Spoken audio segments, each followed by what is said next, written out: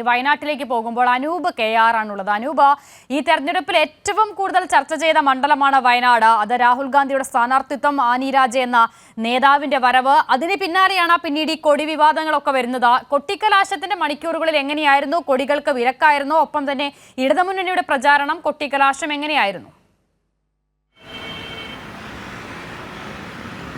അതിൽ ഇപ്പോൾ സൂചിപ്പിച്ചതുപോലെ ഏറ്റവും പ്രധാനപ്പെട്ട കാര്യം ഈ കൊടികൾ ഇല്ലാത്ത ഒരു കാര്യവും അതോടൊപ്പം എൽ ഡി എഫിൻ്റെ ഈ കൊട്ടിക്കലാശ പരിപാടിയിൽ നിറഞ്ഞു നിന്ന കൊടികളുമായിരുന്നു. വളരെ ശുഷ്കമായിപ്പോയി കോൺഗ്രസിൻ്റെ UDF ഈ കൊട്ടിക്കലാശം. അത് വളരെ ചുരുക്കം ചിലവാണ്. മുനിസിപ്പൽ തലത്തിൽ മാത്രമാണ് രാഹുൽ ഗാന്ധിയുടെ മണ്ഡലത്തിൽ അവർക്ക് ഒരു കൊട്ടിക്കലാശം നടത്താനായത് എന്നത് ഒരു ശ്രദ്ധേയ കാര്യമാണ്. വളരെ ചുരുക്കം ആളുകൾ മാത്രമാണ് അതിൽ പങ്കെടുത്തത്. അതിൽ ലീഗിൻ്റെ കൊടികൾ ഉണ്ടായിരുന്നില്ല. ലീഗ് നേതാക്കളോട് ഉൾപ്പെടെയുള്ളവരുടെ അസാന്നിധ്യവും അതിൽ പ്രകടമായിരുന്നു. ഏതായാലും LDF തെരഞ്ഞെടുപ്പ് ആവേശം, തെരഞ്ഞെടുപ്പ് പ്രതീക്ഷകൾ, ആത്മവിശ്വാസം ഇരട്ടിയാക്കിയാണ് കൊട്ടിക്കലാശം കൽപ്പറ്റയിൽ അവസാനിച്ചത്. നേരത്തെ രാവിലെ മീനങ്ങാടിയിൽ നിന്ന് ആരംഭിച്ച റോഡ് ഷോ, ആനി രാജയുടെ റോഡ് ഷോ പല മേഖലകളിലൂടെയും ജില്ലയിലൂടെ കടന്നുപോയി ഏറ്റവും ഒടുവിലാണ് 4 മണിയോടുകൂടി കൽപ്പറ്റ നഗരത്തിൽ ചുങ്കം ഭാഗത്തേക്ക് എത്തിയത്. 100 കണക്കിന് പ്രവർത്തകരാണ് അവരുടെ വിവിധ ഘടകകക്ഷികളുടെ എല്ലാം കൊടികളുമായി കൽപ്പറ്റ നഗരത്തിലേക്ക് എത്തിയത്.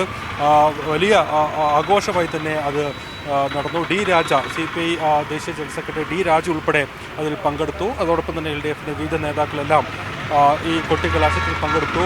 വലിയ ആവേശോജ്ജലമായിട്ടുള്ളൊരു തെരഞ്ഞെടുപ്പ് പ്രചാരണത്തിൻ്റെ സമാപനമായി മാറി LDF കൊട്ടിക്കലാശം എന്ന് നമുക്ക് പറയാം. അതിലൊട്ടും അതിശയോക്തിയില്ല. വളരെ വയനാട്ടിലെ വിവിധ മേഖലകളിൽ നിന്ന്, കൽപ്പറ്റ മണ്ഡലത്തിലെ വിവിധ മേഖലകളിൽ നിന്ന് 100 കണക്കിന് ആളുകളാണ് കൊട്ടിക്കലാശത്തിൽ പങ്കെടുക്കാൻ കൽപ്പറ്റ നഗരത്തിലേക്ക് ഒഴുകിയെത്തിയത് എന്ന് തന്നെ പറയാം. അതോടൊപ്പം NDA സ്ഥാനാർത്ഥി K സുരേന്ദ്രൻ്റെയും കൊട്ടിക്കലാശ പരിപാടി പഴയ സ്റ്റാൻഡ് പരിസരത്ത് നടന്നു.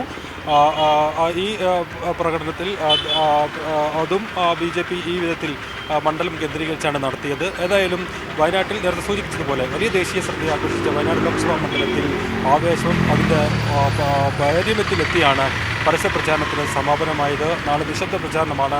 നാളെ സ്ഥാനാർത്ഥികൾ പരമാവധി വീടുകൾ കേന്ദ്രീകരിച്ചും മറ്റുമുള്ള ചില ഭവന സന്ദർശനങ്ങളും അതുമായി ബന്ധപ്പെട്ടുള്ള ചില സ്ഥാപന സന്ദർശനങ്ങളും മറ്റുമൊക്കെയായാണ് നാളത്തെ പരിപാടികൾ നിശ്ചയിച്ചിരിക്കുന്നത്.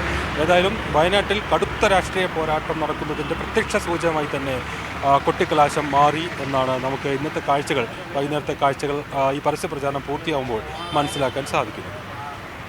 ദേശീയ തലത്തിൽ ഏറ്റവും കൂടുതൽ ചർച്ച ചെയ്യപ്പെട്ട കേരളത്തിലെ ലോക്സഭാ മണ്ഡലം കൂടിയാണ് വയനാട്. അവിടെയും കൊട്ടിക്കലാശം വലിയ ആവേശ കൊടുമുടിയിൽ തന്നെയായിരുന്നുവെന്ന് അനൂപ് KR റിപ്പോർട്ട് ചെയ്യുന്നു.